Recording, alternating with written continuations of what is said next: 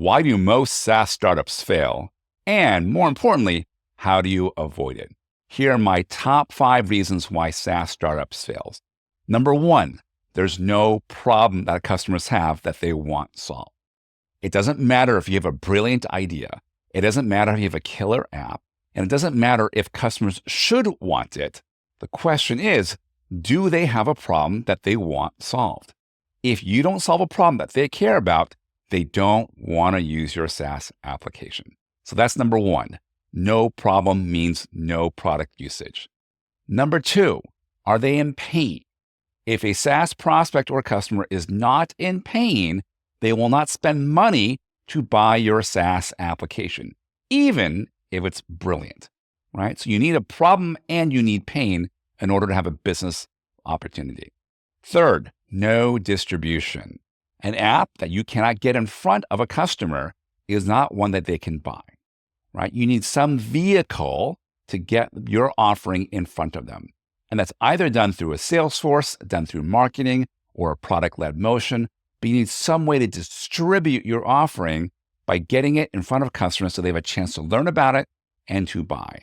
And not enough SaaS founders think about this early on when they're building out a product. Number 4, the price point is too low for getting adequate distribution.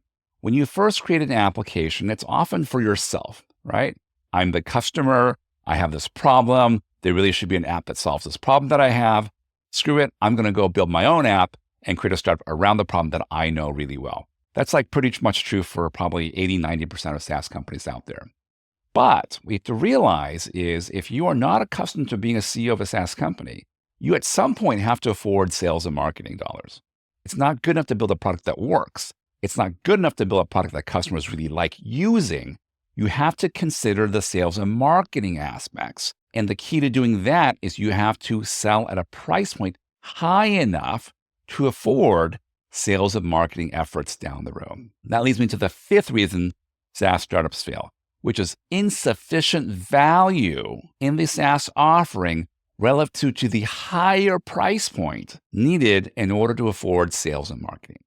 Again, when you first start off, you charge a reasonable price because you happen to have access to those particular early customers. You have word of mouth, which is very, very inexpensive. But to get into a sales force, having marketing, and really building out distribution, you have to charge a lot more.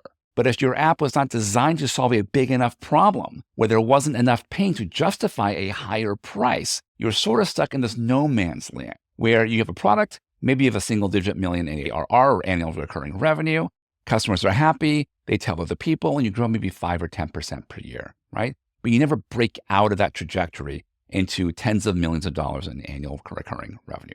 And that is why the price point has to be high enough and the value has to be high enough to afford sales and marketing. So now let's talk about how do you prevent these problems? Well, you go about creating products in R&D very, very differently when you have the wisdom and experience of learning from decades of software companies failing along the way, right?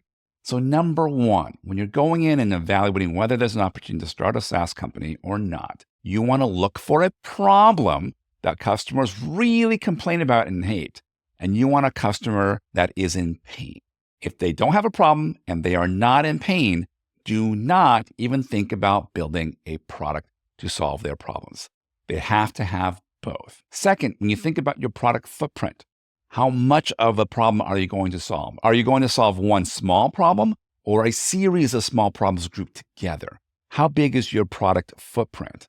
And you have to have a footprint that's big enough, that solves a big enough problem, that causes enough pain that customers are willing to pay money to solve that problem, and that you can charge a high enough price to later afford sales and marketing, right? So that usually means a fairly sizable footprint that you have to build out at some point. You might not need to do that on day one, but you need to have a vision and a product roadmap that incorporates all of these factors, not just from a product usage standpoint, but from the economic standpoint for the business and pricing, as well as the value to the customer that's high enough so you can afford sales and marketing. So those are some key things to look out for in the early stages of a SaaS startup. If you found this video useful, please go ahead and subscribe to my YouTube channel and go ahead and visit my website, saasceo.com, for more videos, tutorials, and resources for SaaS founders and CEOs.